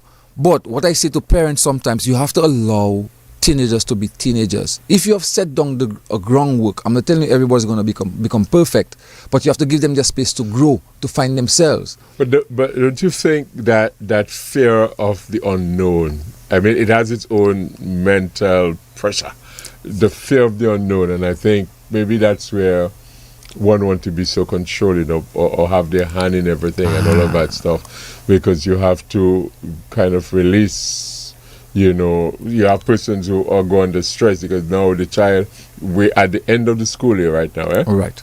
So congratulations to all of you youngsters who will be graduating. There'll be a graduation tomorrow, ITSS. Congratulations to all of you, but there is the graduation, and then out of that you're going to be moving on. People are going to be moving on into, well, I guess the control of me having to go to school is not there. So you see different stuff, and then some of them have to leave to go foreign to thing, and just all of that pressure. Right. All of that kind of stress, all of that kind of thing, and weigh down on things. So all along you're saying what is important is conversation. Right. That's it. That's the most you can give your children, because I have seen grown persons, when I went to study, grown persons that you'd think when they're in country, because they're under the auspices of the culture or the family, and when they go to study, they break out. Yeah, I experienced it too when I was. Exactly, they break out. I give my son that. I say to my son, bro, I don't want you to smoke. Yeah, they decriminalize it and whatever, but one of the things I have a problem with is most times when young fellas start smoking, all of them are like a school of fish. Everybody thinking the same way. Like a sack posh, scissors, fingers black, and a roach in your mouth. Yeah. Tell him, bro, I wouldn't want to see you that way. I wouldn't want that for you. Right. I am not going to be in all of your spaces. Right. But it means that I really hope for your well-being is not something you get involved in. Yeah. If you decide to do it, there's nothing I can do about it. Yeah. But I will, and every time I used to tell him, bro, just be careful when you go there, don't smoke or don't get involved in drugs and stuff. Because Daddy, he'd say, Daddy, but you're always telling me that. I know. No, I just giving you a gentle reminder again. Precisely. But if I keep him close up, the moment he gets to the temptation, it's more likely he's going to want to do it. Because I want to, what is it you're talking about? Yeah, what? You understand?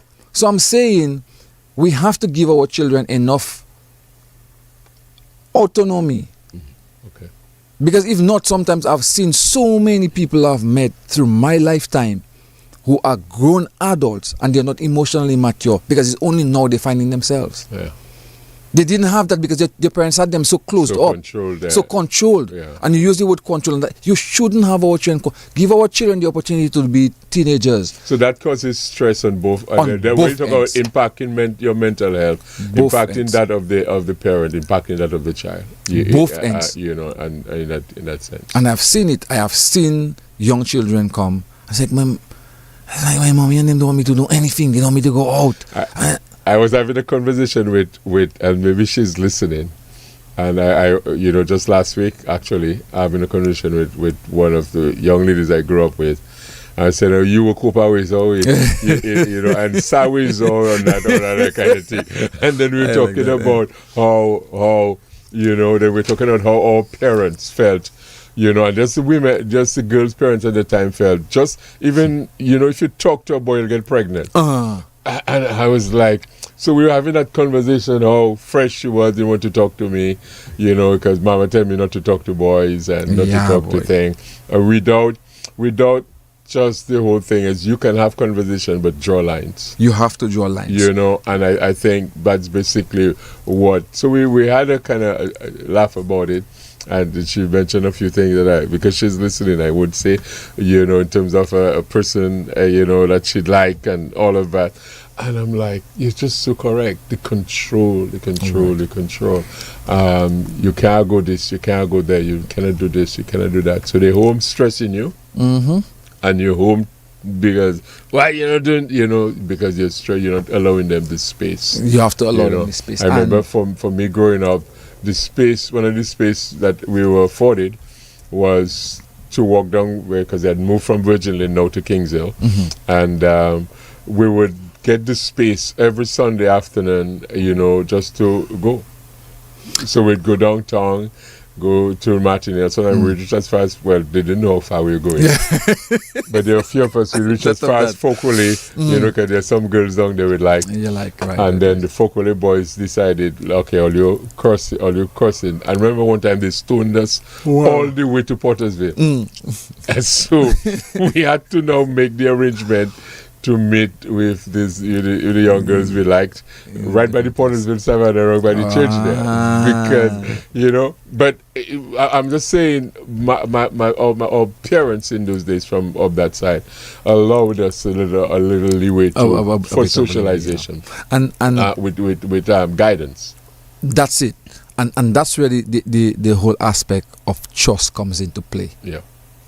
So I'm allowing you to go.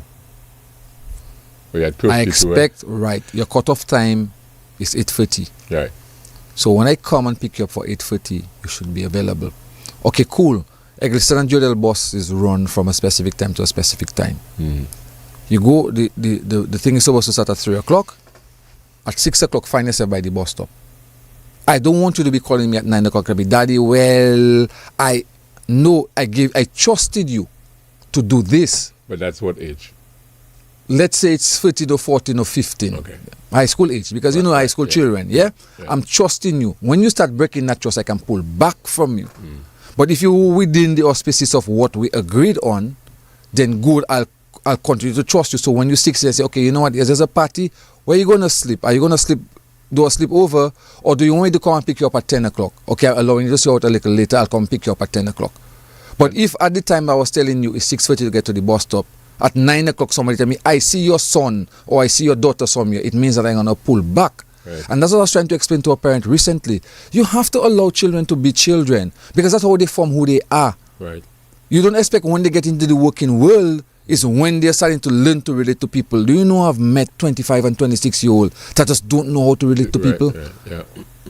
Yeah, I mean, when you say about allowing them to be children, even from just being a toddler, just transitioning when you start to walk, if you just, when they fall on their butt, you just pick them up every time and you don't want them to fall. That whole process, you know, of falling and getting up and trying to walk again, and, you know, all of that is part of the, you know, even attaining a level of independence towards the development of their muscles, the development of their, you know, that kind of thing. And we just can be controlling. Let me just, it's 26 minutes before the hour of 10 o'clock. We've got about 26 more minutes. I've got with me Mr. Lester Guy, who, as you see on screen, he is a health professional in his own right, a counselor. And tonight we're discussing mental health and intimate relationship. And I suspect some of you, you know, the thing about some of my listeners is they feel if they ask something or they call me, somebody will know their business. You understand? But I always, you know, and do you find that, well, let me just finish the promo and then I'll come back to the question. All right, so you're listening to Lester Guy and myself. We are having this conversation on mental health and relationship. You can call us if you want to ask a question or make a contribution. 1-800-327, 1-800-327. The numbers are on screen, as you could see now, 448-3279. 448-3279, and if you're overseas, 305-432-9744.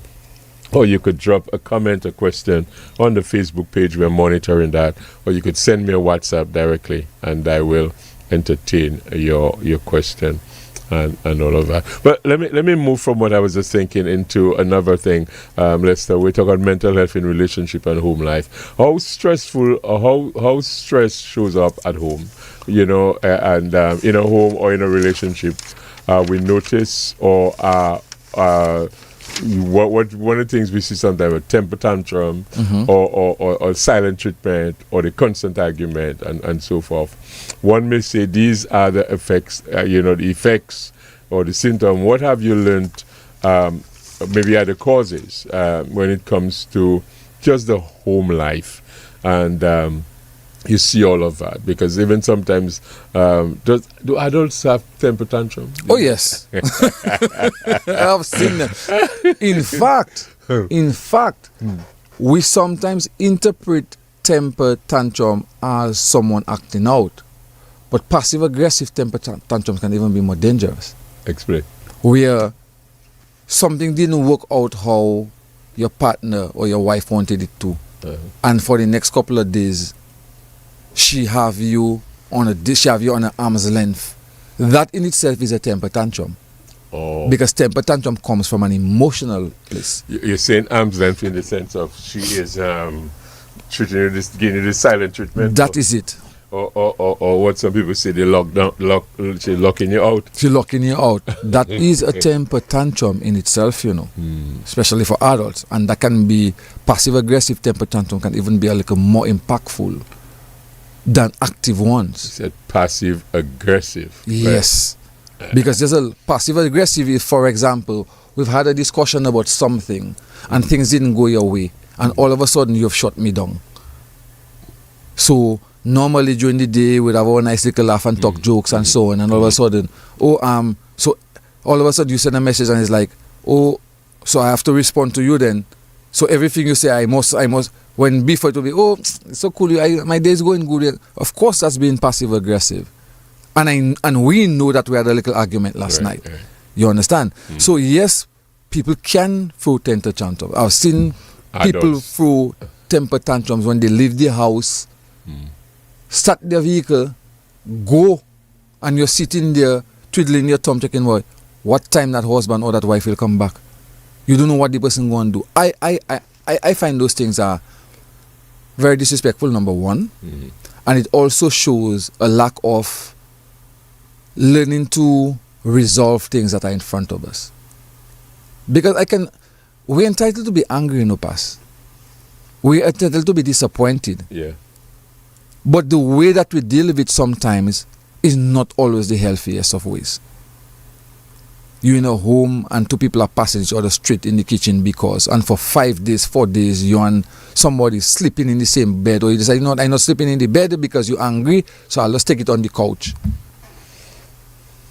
Or I'm going to sleep in them children's room. Those things there are very unhealthy for relationships. Yeah. I mean, it's not everybody have the skills to solve the things that are in front of them. And again, because of our culture and the level of stigma and distrust sometimes and lack of confidentiality that we are concerned about when it comes to our mental health and the nitty-gritty of our lives, sometimes we don't want to seek the help. But sometimes it's just a conversation in a space. Right. And it doesn't really take much from other. I've seen situations where couples have been so open to making it work that when you point out the things to them, they're like, okay, yeah, that's making sense. I'm going to make the effort. Yeah. And we get to the best place that we want to get to. Right. How do you see though the level, because we're talking about intimacy, mental health in intimate relationship, the level of one's development against another, be it the academic development or the spiritual development, whatever development where one is advancing, the other not necessarily regressing, but is not making any strides. They're stagnant. Do you see that as impacting, both mental health or one, over the other? Yes, but again, it has to do with the two individuals, because those things can be very subjective. Okay. Yeah. So I could have been a young man who I met a woman who was already at, let's say, university level. All right. But my skill is plumbing. Yes? She moves from having her bachelor's degree into a master's degree, and then she gets a doctorate.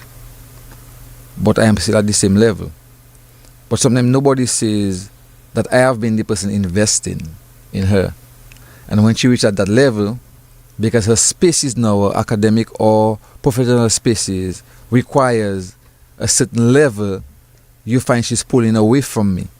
Let me tell you, I will always say that, and I'm probably a little biased to that. And the Bible says it, although I'm not so much of a big spiritual person on that level. You see, love, I maintain, and I something kind of a colloquial on this one. You have me anticipating. Yes. You see, love, pass. I believe love overs every single thing, you know. Yeah. I believe two people love each other. It conquers all. It conquers all. Yeah. I strongly, strongly, strongly believe that. Love conquers everything. Yeah. If you see me, you see my value as a human being, and you love me, you could be the next Prime Minister of Dominica. You will still give me the same respect and love. Yeah. But sometimes some people get so caught up in their feelings of I am here now and you are there. So you know what? I feel I'm a little above you. Right. That becomes an issue. And that comes straight from a humanistic point of view. Yeah.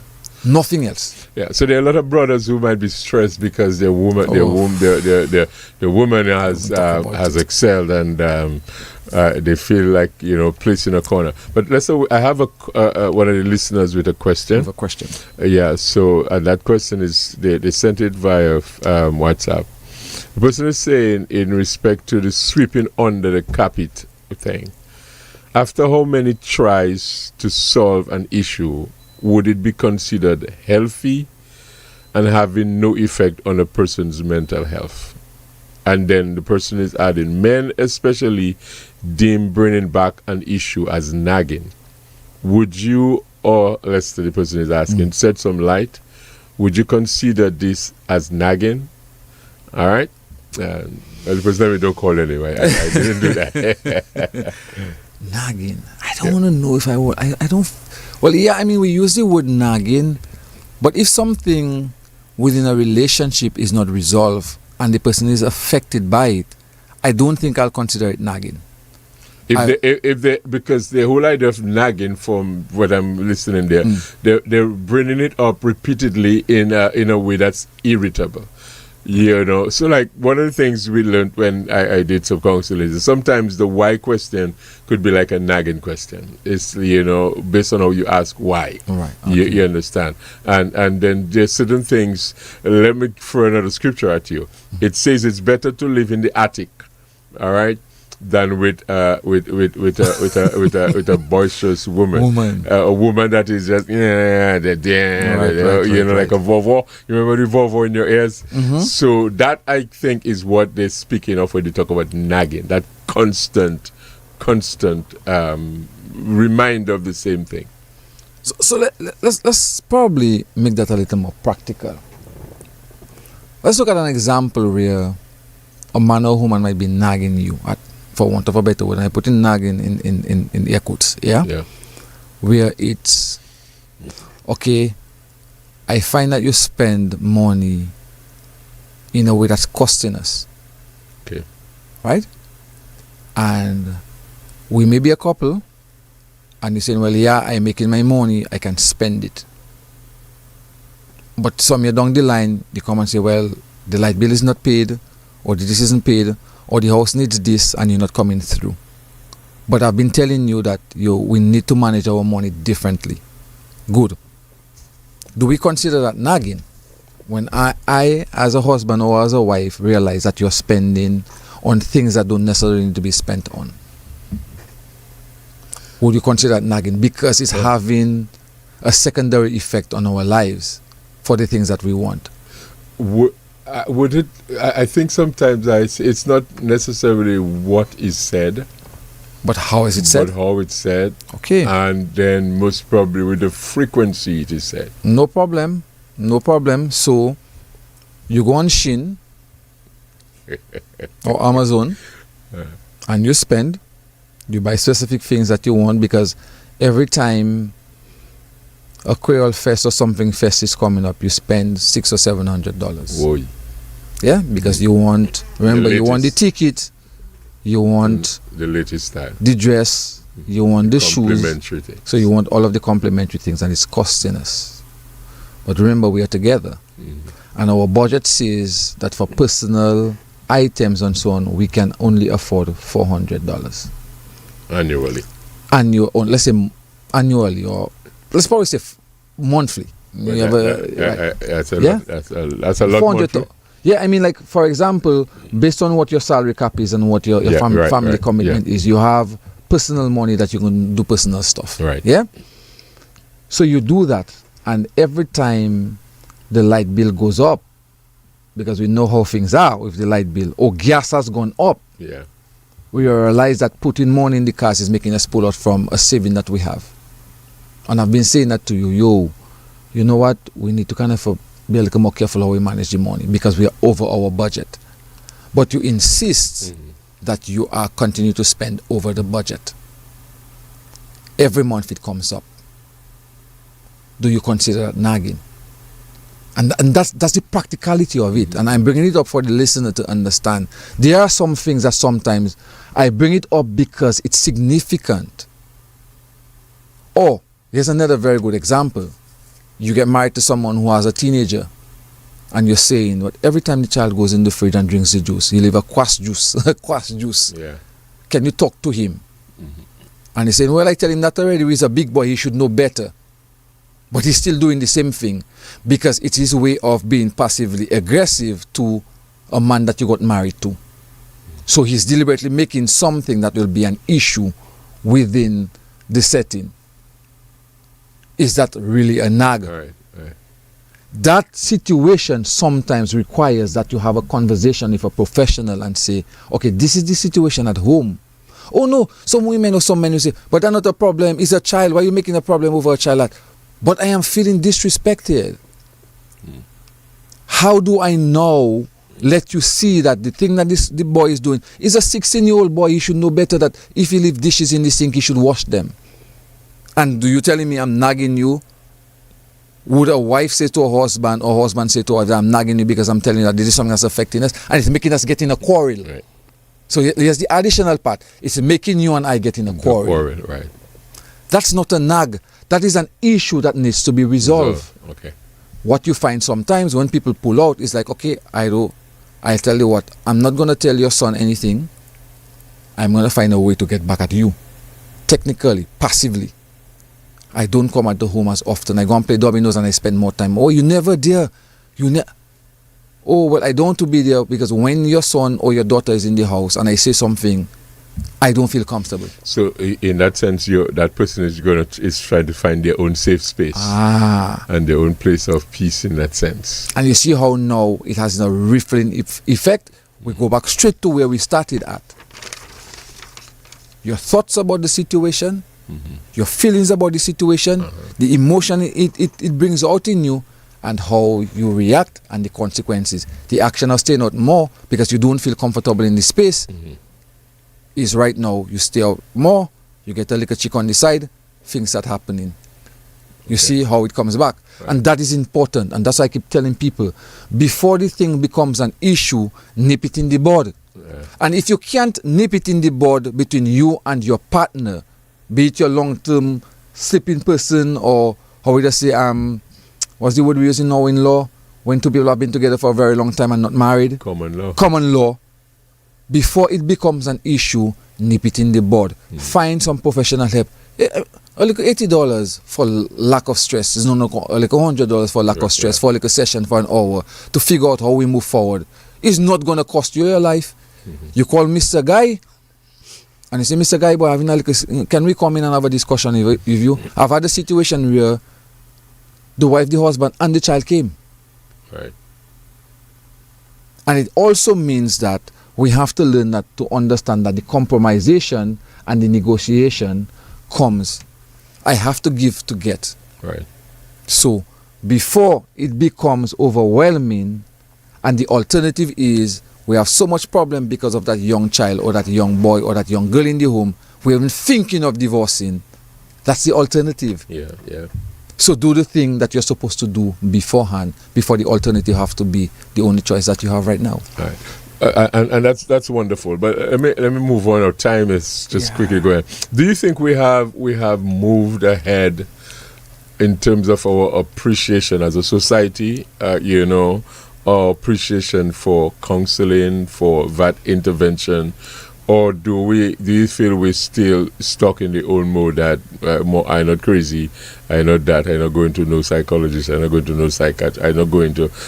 Do you think we have made strides? Yes, we have.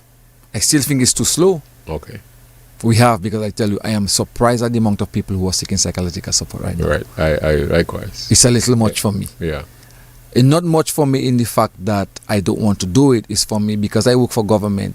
Sometimes people wants to see you in the afternoon. Getting a space again is a really, really big challenge. Precisely. Because you remember a lot of doctors are right now even sharing their office space. Yeah. So for you to do that full time, you really have to have a level of commitment from something else that covers you. Okay. But yes, a lot more people are seeking space, are seeking psychology, and I think that's really wonderful. Yeah. That's wonderful. Yeah. Although I will say a lot of them are doing it circumspectly, Okay. They don't want people to really know that they're going to see someone, but so they're doing it. That's where we have not. So that is where I think we need to do a little more. And I guess maybe looking at, because from the standpoint of even being a pastor, being a preacher, being one in church, where for a lot of times person felt certain things were demon, rather than just you having to deal with a mental health issue. Right. It's something that I appreciate, going through counseling, even counseling of myself personally, but also going through counseling programs, learning some things, understanding that thing, that has brought that kind of balance, but there might be the demonic possession, but a lot of times persons, if they are guided, can come out, and I've seen it. I have seen it, But let me, with the few minutes we have left, Lester, just quickly piggyback on mental health and fatherhood. What are the challenges fathers face, and how are these challenges impacting their mental health, in your own estimation? Wow. So again, culturally, as you mentioned about, how people are reacting to mental health and so on, I think sometimes we have expectations of fathers where they had not been prepared for. Because a lot of people sometimes have kids, have children and so on, and they have to go on what they have. Because some of them, a lot of Caribbean men grow up fatherless. Right. And we have to wing it. What I think is important is that they recognize that they can't do all on their own, so they can have conversations with persons like myself. And sometimes we do make this space, So I think it's one of the challenges that fathers have. But there's also an additional expectation of placed on fathers where people think, you guys, you hide your emotions so much. Why can't you be emotional in tune? It's not something that we are used to. For myself and yourself, Pastor, and other professionals who have had that type of exposure, yes, we understand why we need to make the change. And sometimes some of us even don't, because sometimes it surprises me how you meet educated people and say, yeah, man, what are you talking about? Me counseling and thing, not for me. Right. You understand? But I still think this type of discussion that we're having, where people are out there listening, it also has to do with this, which I'm gonna just read before. When we look at our health and well-being, and we are prepared to evolve or make a change, ask yourself, how do I want to see myself spiritually, mentally, emotionally, financially, socially, and physically? Once that question comes up, it's you contemplating the need for change. The next step is your vision board or the roadmap for development. Remind yourself that the journey has just begun. For every man out there, changing doesn't mean that you're weak.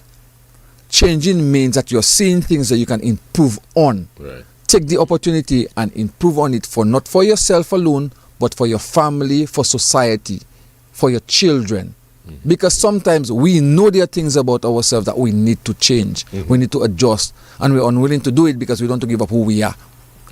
Yeah. Bro, giving up who you are, you're not losing anything. Sometimes you gain more by giving up that stoic thinking that we have about men and fatherhood and what a man should be in a Caribbean setting. Yeah. And you realize you pull more people to you than you push them away.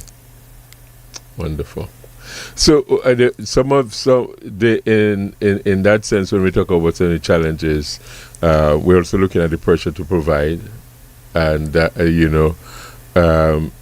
even sometimes the difficulty in having conversation with the children, and expression of emotion, and we have some brothers who are under that stress because their name is in the court. You know, the name is in the court, and then they have to ensure that there's money placed there at given times, else they would be up in up stock farm for a little while. You know, so we, you know, that dynamics. We could continue and go on and on. I truly appreciate you coming on. You know, and it's something we discussed that we were at a forum at the Public Service Union thing when we were trying to deal with men, and we discussed a couple of things. So we definitely continue the conversation. Definitely. And definitely. Let me see if there's a question from the caller. The person is saying, I really hope this program serves as an eye-opener to those who saw counseling as a negative thing. All right, so we're hoping the same too. That serves as that, because it is so important. I listen to a lot of men say, and say to their woman, to their wife or their woman, I don't know man in my business. So and then they're going through all the stress. Now have to drink to drown that, and do all of that kind of thing. So we're hoping, like this listener suggests, that it becomes something where we see it as the same way you could go to a medical doctor, you could go to somebody for psychological help. All right. So thanks, Lester. I'm not sure your closing words and comments, and again, always a pleasure. I am going to share one of the quotes that I just read around. I am actually looking to put points for life together. So I have 52 quotes that I've developed that I share. I'm going to put them in a book form, and eventually one of them is this. Change goes synonymous with growth. It is extremely satisfying when you look back in the mirror, see yourself, and realize that the person you see is just a shadow of who you have become. When you see that the change or the growth that you have made is helping reap positive rewards in not only yourself, but the lives of others that you have touched one way or the other. And that's just one of them. I read you want to repeat this one? Okay. Repeat it? Yeah. Change goes synonymous with growth. It is extremely satisfying when you look back in the mirror, see yourself, and realize that the person you see right now is just a shadow of who you have become, meaning that you've improved. Right. When you see that the change or the growth that you have made is helping reap positive rewards, not only in yourself, but also in others that you have touched in many different ways. That's something to hold on to. Wonderful. That's just one of the quotes that I will be putting in my book at some point. Wonderful. All right. Every success in that journey, as you put that together. So I truly want to, on behalf of the Get Empowered, family, just thank you so much for taking the time to come out and empowering us. So all of the reviews I'm getting, both those that coming through my WhatsApp and some of the comments that we see on the Facebook, is it's positive, and persons will help. So we truly appreciate that. We've made some persons better, and some persons are at a place where they are a little more relaxed in terms of that. So we want to thank Lester for that opportunity to share with us. And let me just appreciate the fact that happened.